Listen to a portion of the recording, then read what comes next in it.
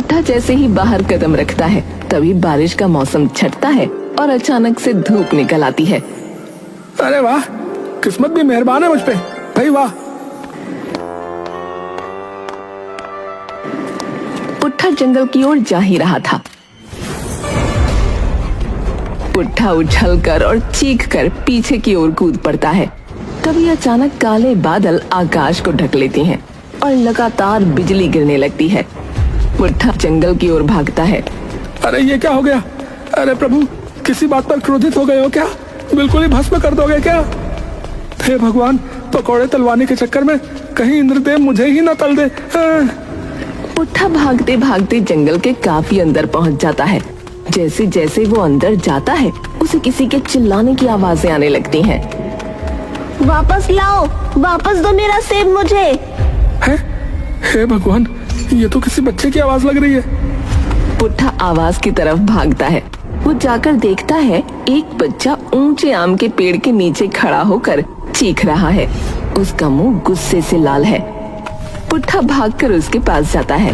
बच्चा ठंड से कांप रहा था और उसकी आंखें गुस्से से लाल हो रखी थीं।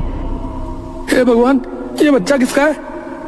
अरे बेटा, तुम कौन हो और तुम कहां से आए हो?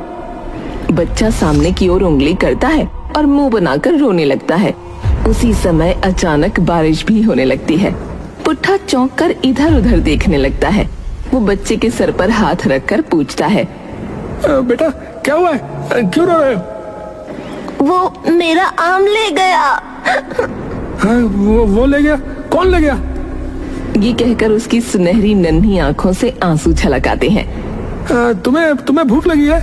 हाँ। पुट्ठा मुस्कुराता है और पेड़ से 3-4 आम तोड़कर उसे दे देता है। आम देखकर वायुन मुस्कुरा उठता है और उसी समय मौसम एकदम साफ हो जाता है और धूप निकल आती है। अरे यार, ये चल क्या रहा है? सिग्नल चले गए क्या भगवान के उधर? है? पुट्ठा वायुन की ओर देखता है। वायुन मजे से आम के चटकारे लगा रहा होता है। नाम क्या है तुम्हारा? वायुन। अरे वाह, बड़ा ही सुंदर नाम है, वायुन। कहाँ रहते हो तुम? पापा मम्मी के साथ। अच्छा, मम्मी पापा के साथ। और मम्मी पापा कहाँ रहते थे? वायुन चुपचाप पुट्ठा की ओर देखने लगता है। क्या हुआ, नहीं पता है क्या? वायुन नाम में सिर हिला देता है। ठंड लग रही है क्या? पुट्ठा थोड़ी देर वायुन की ओर देखता रहता है और सोचने लगता है। वायुन, चलो। कहाँ? अरे डरो नहीं वायुन, मेरे घर चलेंगे हैं। वहाँ तुम कपड़े भी बदल लेना और मेरी बीवी तुम्हें बहुत सा स्वादिष्ट खाना भी खिलाएगी है। सच में? हाँ, चलो चलो। पुट्ठा वायुन को लेकर वापस घर आ जाता है।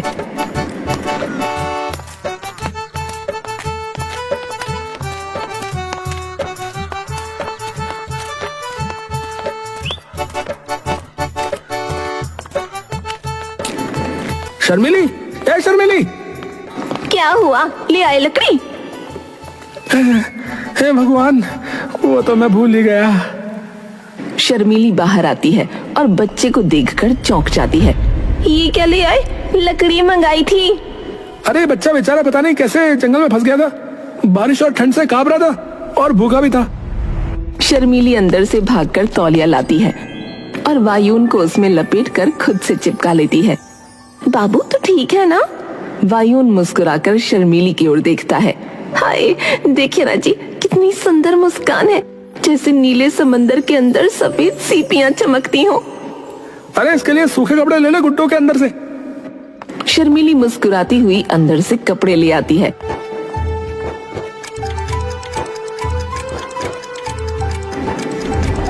आपने पहली बार कोई अच्छा काम किया है इस बच्चे को घर लाकर। है, तो तुम मानती हो कि तुमसे शादी एक घिनौनी गलती थी? है? पुट्ठा ये कहकर हंसने लगता है। रुक भी जाया करो कभी। वायुन भी हंसने लगता है। ए जी, देखिए ना बाहर। बेटा, तुम्हारा नाम क्या है? वायुन। हाय कितना प्यारा नाम है, बिल्कुल तुम्हारी तरह। ये कह रहे थे कि आप मुझे गरम खाना खिलाएंगी। क्यों नहीं खिलाऊंगी? ये सुनिए, आपने लकड़ी कहाँ रखी है? वो तो मैं लाना ही भूल गया शर्मिली। हे भगवान, एक काम कहा था वो भी नहीं हुआ तुमसे। जा रहा हूँ। पुट्ठा भागकर जंगल जाता है लकड़ी लेने। हाय वायुन, तुम कितने प्यारे हो। तुम्हें पता है तुम्हारे जितना ही मेरा बेटा है मोनू, पर अभी वो बाहर गया है, थोड़ी देर में वापस आ जाएगा और तुम्हें देखकर तो एकदम खुश हो जाएगा। फिर दोनों साथ में खूब खेलना। वायुन एक प्यारी सी मुस्कान के साथ के घर के अंदर घुस गया।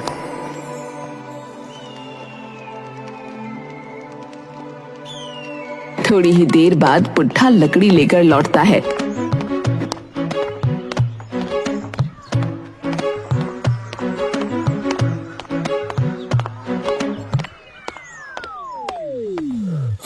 क्या नाम था इसका? आय हाय, शर्मीली। हाँ वही।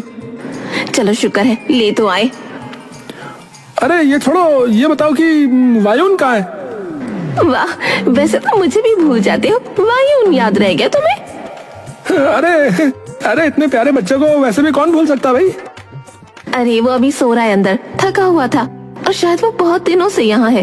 कह रहा था कि वो अपने माँ बाप के साथ ही रहता था, फिर पता नहीं चुप हो गया एकदम से। अरे मुझे भी कुछ नहीं बताया था जब मैंने पूछा तो।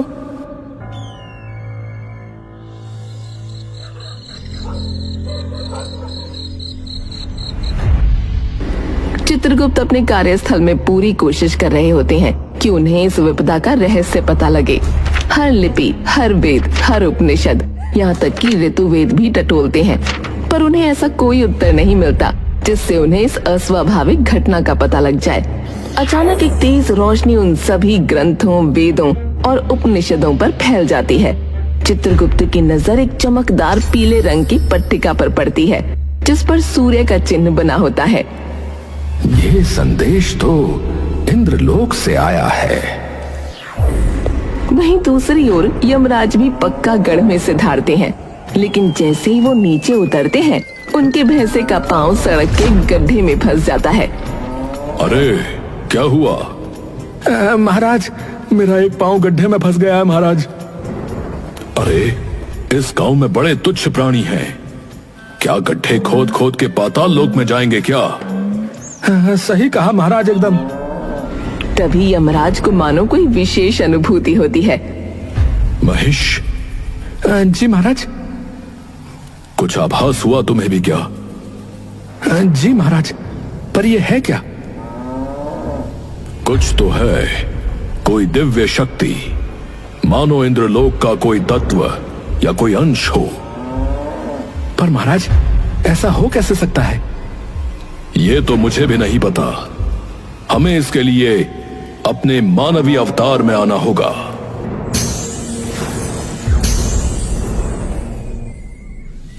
वहीं दूसरी ओर पुट्ठा के घर में मानो खुशियों की लहर दौड़ गई हो। पूरा दिन मोनू और वायुन खेलते रहते हैं।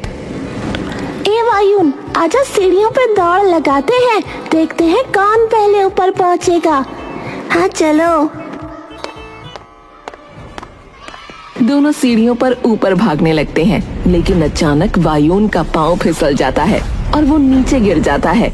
आवाज सुनकर शर्मिली दौड़ी चली आती है। क्या हुआ? शर्मिली जैसे ही वायुन को नीचे गिरा देखती है, उसका कलेजा मानो आंखों से छलक पड़ता है।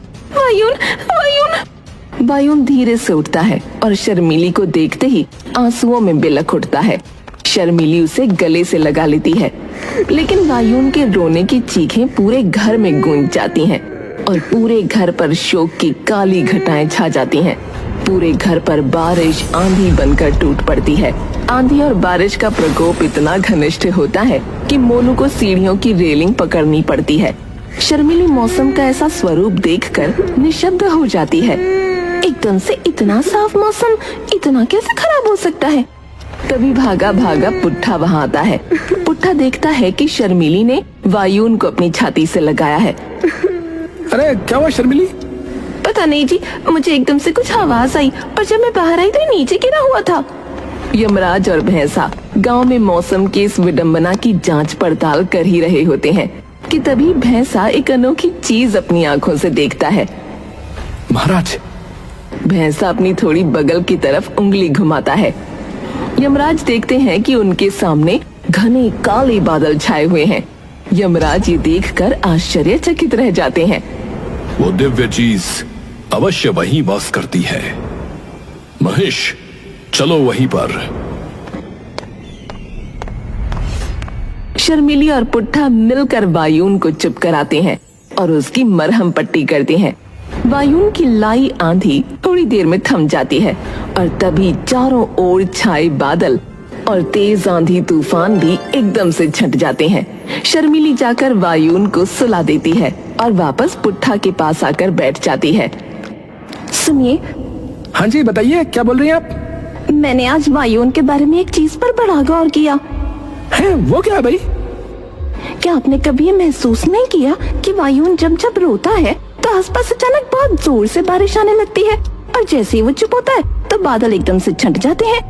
जब वो क्रोधित होता है तो बिजली गिरती है और जब हंसता है तो इंद्रधनुष निकल आता है। पहले मुझे लगा वहम है, लेकिन आज वायुन जैसे ही जोर से रोया तो चारों ओर बादल छा गए और बारिश होने लगी और जैसे ही चुप हुआ सब शांत हो गया।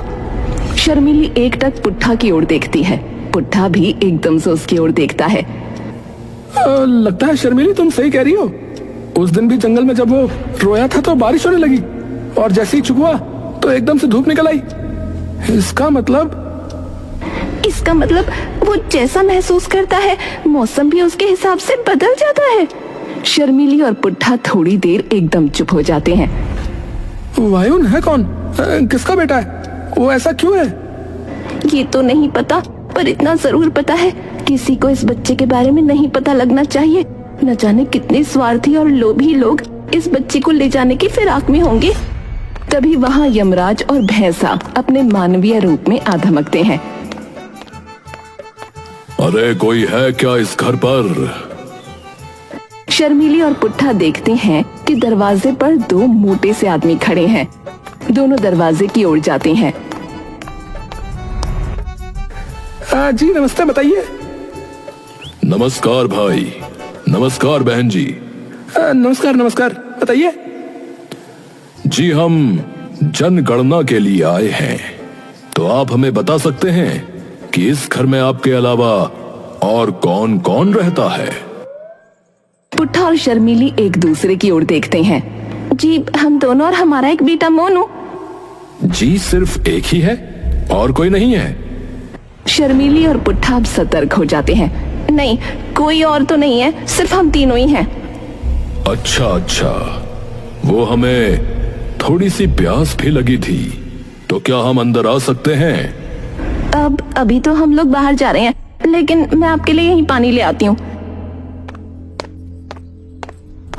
यमराज समझ जाते हैं कि पुट्ठा और शर्मिली को शक हो गया है। शर्मिली उनके लिए पानी लाती है और वो पानी पीकर वापस लौट आते हैं।